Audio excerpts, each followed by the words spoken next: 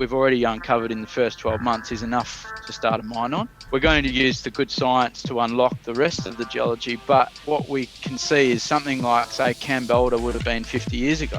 That's what excites us. This is a world-class nickel sulfide district. We're in year one of probably 20 or 30 years here. You haven't done much drilling, so what data have you got which leads you to believe that this will be years in the making?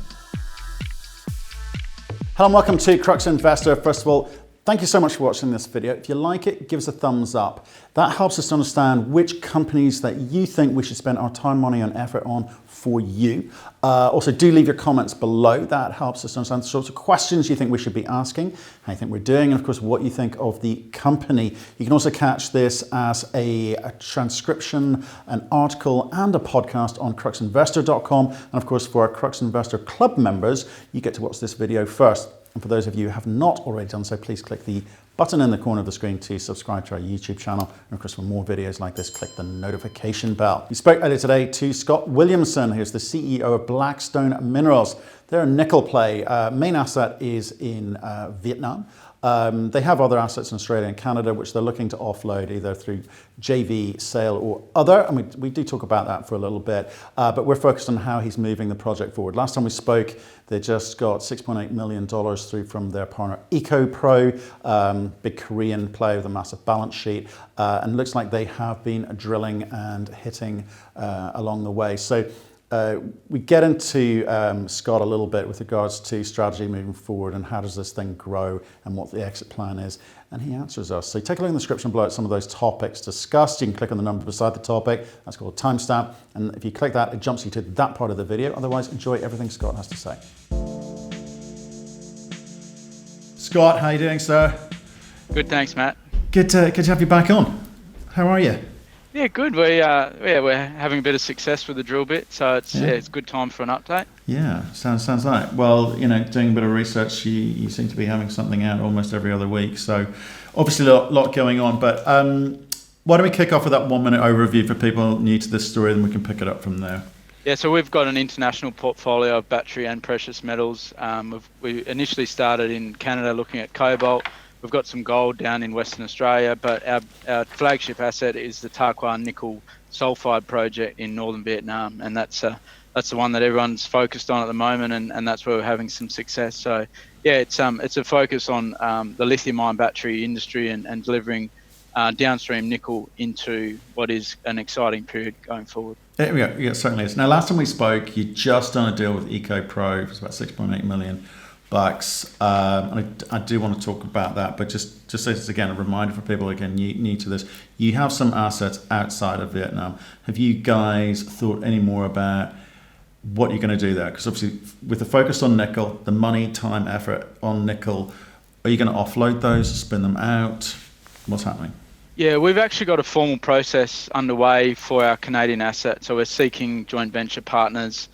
We're talking to more gold and copper focused players, and we're after bigger balance sheets. So we've got a big play over there that we believe needs a sort of mid cap or a major gold mining company to come in and farm into that. So there's a formal process underway there. The Australian assets are also looking at potential sort of opportunities where we can monetize through either spin-off or sale processes. So yeah, we're always looking to, I suppose, rationalise and focus on our key asset, which is in northern Vietnam. Okay, fine. And I guess in this kind of gold bull environment, are you hopeful of being able to either offload JV or otherwise of the non-Vietnam assets? Yeah, there's definitely a lot of interest in our gold portfolio of assets. The problem being is the virus has obviously made it a little bit more difficult to do site visits and the like. So that process is taking a little bit longer than we'd hoped. But yeah, we're confident we'll get some deals done on these assets, and yeah, we can really focus on our core business, which is nickel in Vietnam. And just stick on that just for a little bit longer. Would you prefer to offload JV or in some way get some cash from however you deal with it to put into Vietnam, or are you more realistic than that and think that perhaps is not going to be the case? Yeah, the the assets are all different levels of scale. So the Canadian asset is fairly large and it's a big play. So that's the one where we're focused on a partner or a farm-in type scenario. The gold in Western Australia, they're smaller assets, so more likely to be, I suppose, sold or sort of fairly clean sort of let go or spin into our own sort of I suppose spin-off type scenario. So we can do it either way, whether it's a sale or actually get some value for the Blackstone shareholders through another listing or that sort of scenario. So yeah, it depends on the asset, but the scale of the asset obviously defines which way they'll go, but most likely farm in for Canada, and then the West Australian gold assets, there's plenty of interest there. So yeah, it could go either way there, whether it's a spin-off or sale process.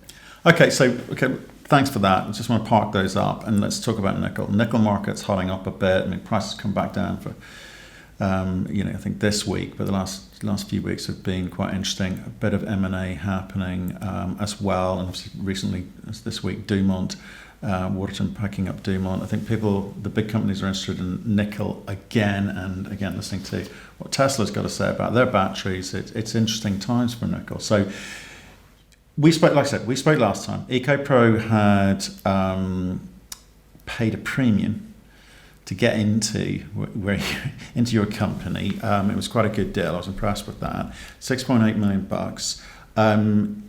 What have you been doing with that money? Because I've seen drilling, intercepts. Tell us all about it. Yeah, so we've hit the ground running with that EcoPro investment. We've now turned on our third drill rig, so we're having some success at this new Ban Chang prospect. So that's our first massive sulfide opportunity, and we're very happy with what we're seeing there. So it's a sort of a dual path of exploration, but also very, very focused on the study work. So as you could expect, EcoPro are probably more interested in what we've already got, which is this band-foot large disseminated ore body, very large scale. So we're progressing those studies, particularly with a focus on, I suppose, delivering to our partner and partnering on the downstream process. So those studies are well advanced now, and so EcoPro is obviously involved with those studies, and so we're working with their battery chemical engineers, and so we're working on what that partnership will look like. And so a dual sort of path of study work, which is in the background. Obviously a lot of that will come to market soon, but then obviously market's very happy to see we're also continuing to explore and find massive sulfide, which is market always likes a bit of that. Well, there's the question. Do you think your partnership is affecting the way that you would plan to develop out the asset? Because you've talked about high grade intercepts. You've also talked in terms of massive sulfides, VMS, as people know them by. You also talk about broad sulfides, which I guess is at lower grade.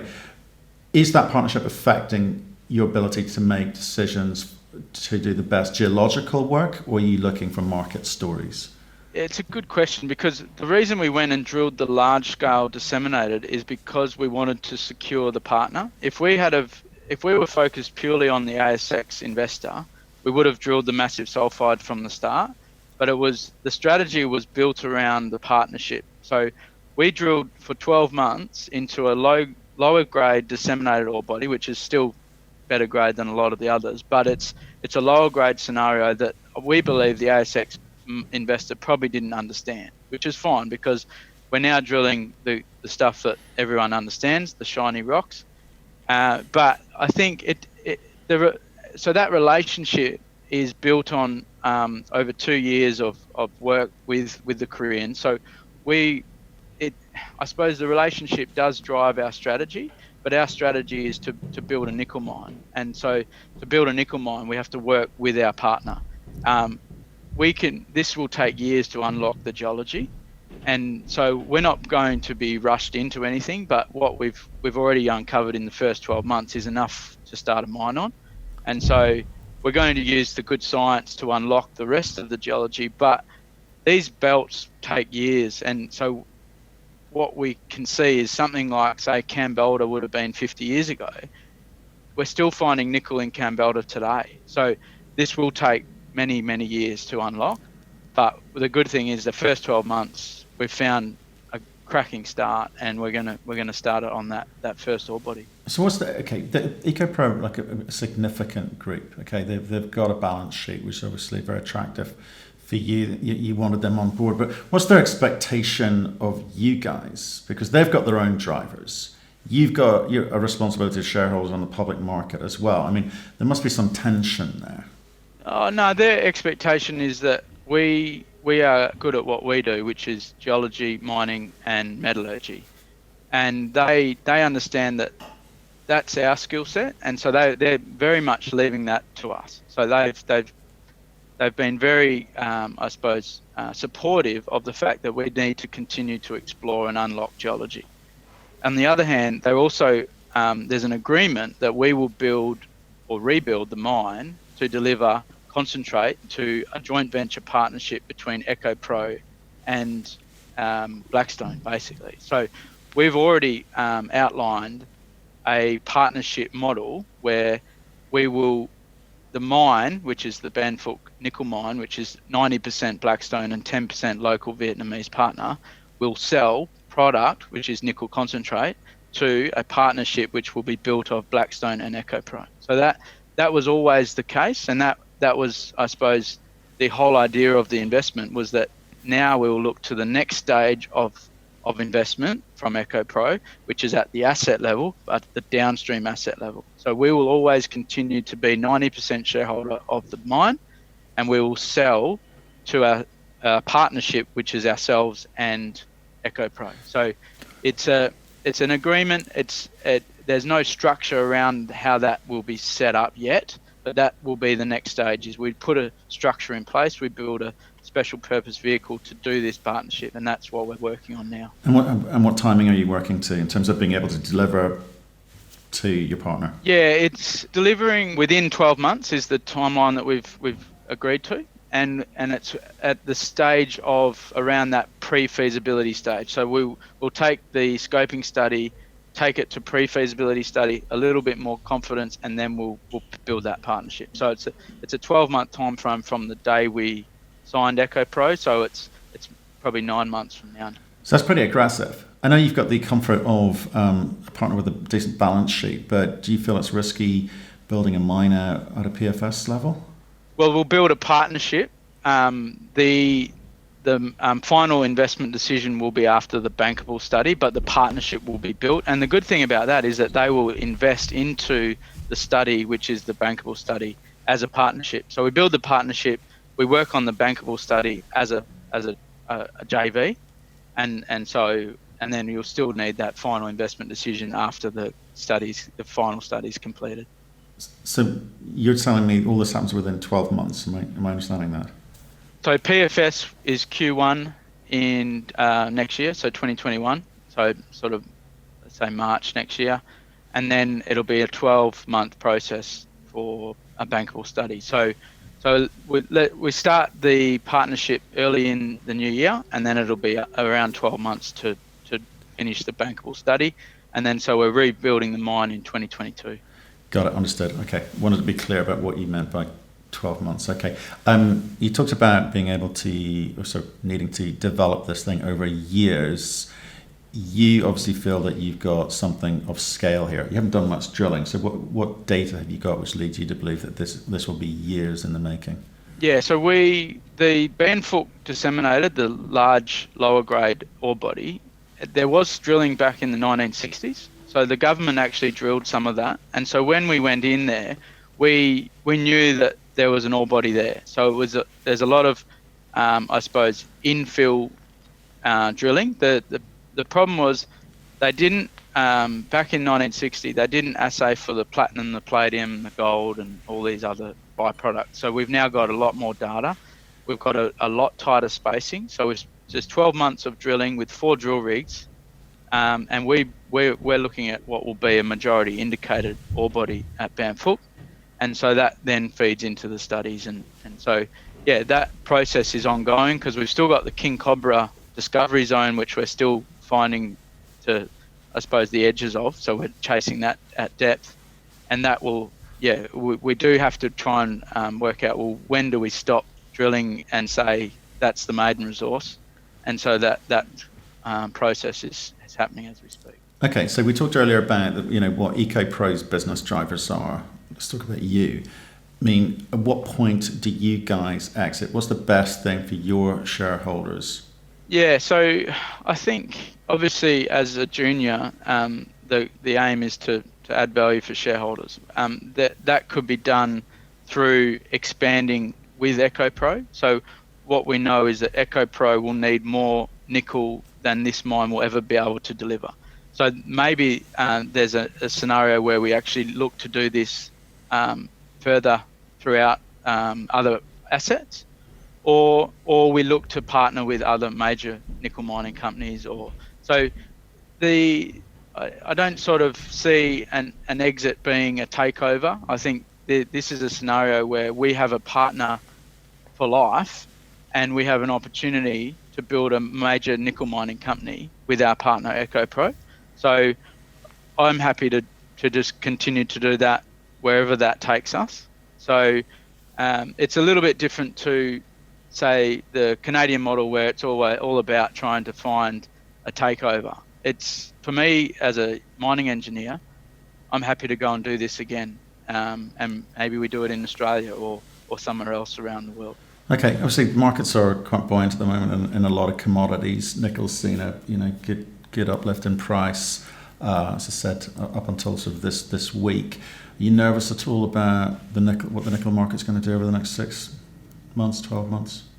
I look at the copper price, and I think that's a great sort of leading indicator for base metals. So very rarely that copper runs ahead and then the other base metals don't follow it. So I'm pretty excited about what that run in the quick recovery in copper means for the other base metals.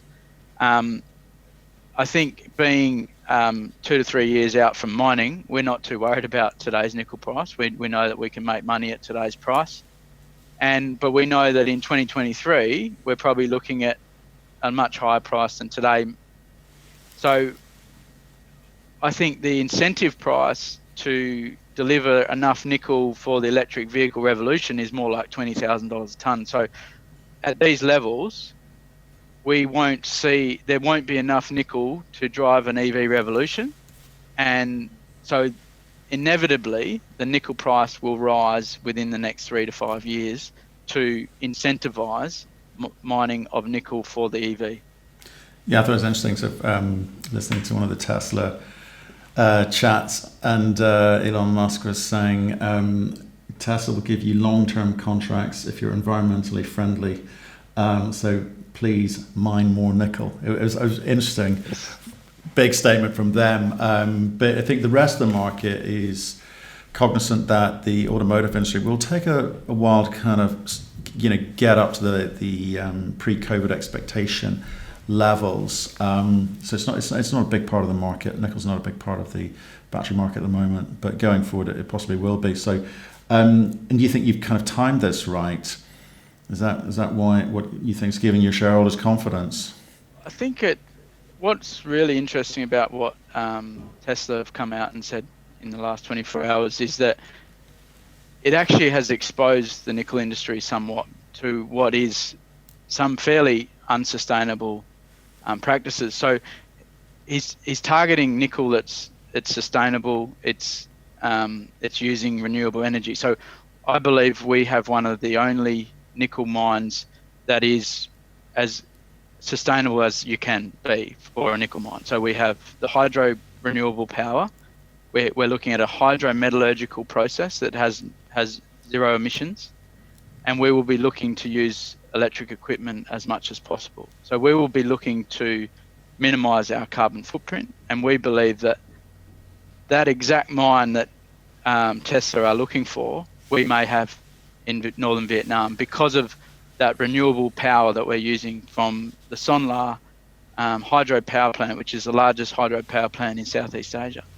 So we're lucky that this mine is already hooked into renewable power. Yes, it's interesting. Again, sort of going through the notes, obviously following up from our last interview, it's worth reminding people what you've inherited in a way in terms of the mine facilities and the concentrator. Someone spent best part of 130 million bucks on that. You're sitting at a market cap today of around 68 million. So is that, what's that down on your balance sheet as? I'm intrigued.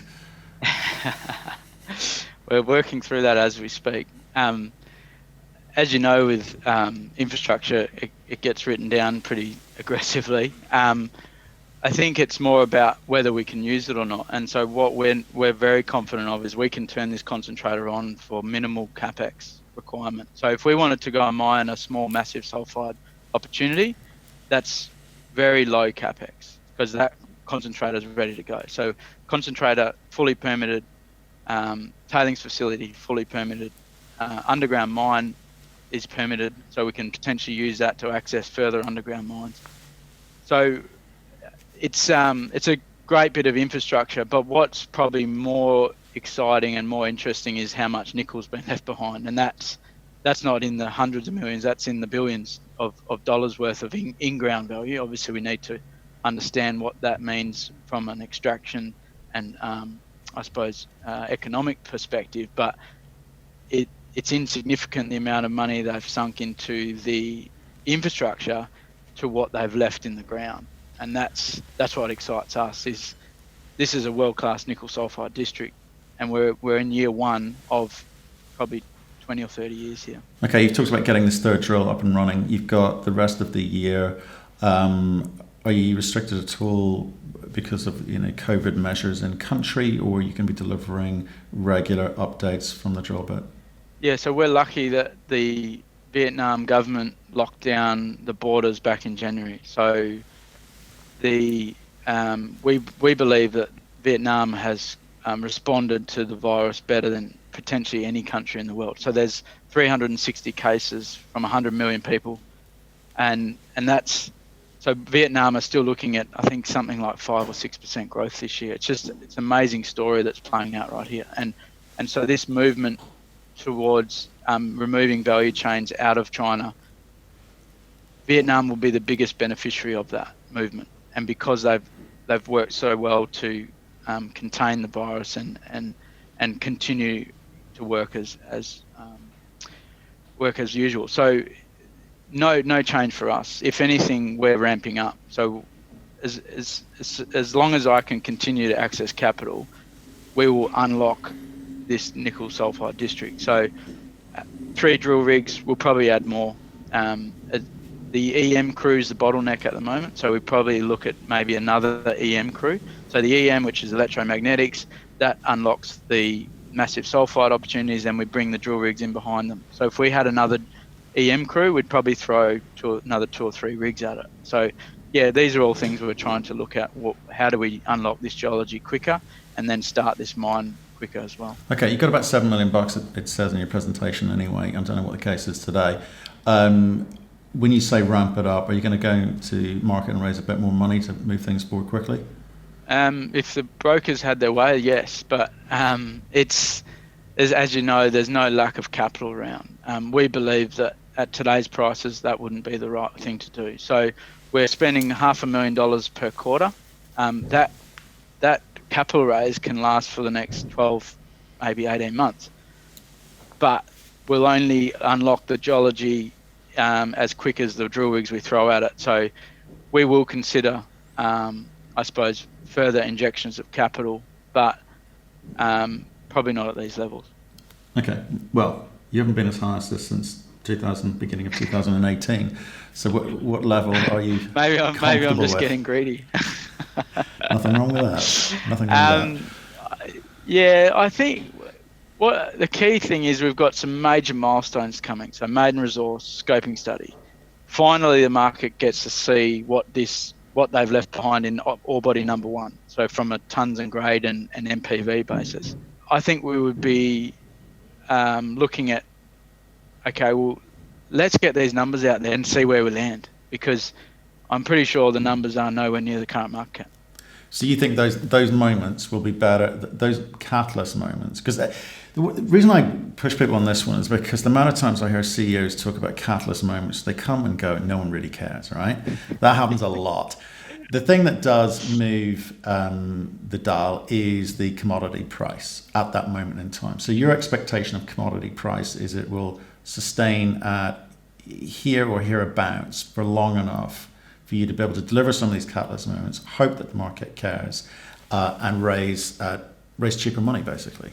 Yeah, I think commodity price, one thing, we did track the nickel price very well, and now since we've been making these discoveries, we have broken away from that commodity sort of, I suppose, connection with nickel price. So we do seem to be, I suppose, running our own race a little bit on that. So not as worried about the nickel price. It's more about, the market deserves to see what we've got before we do anything, particularly because we did raise a lot of money at low levels, and even though it was done at a premium, we were at some of the lowest levels we've been at, and it was in the COVID dip, I suppose.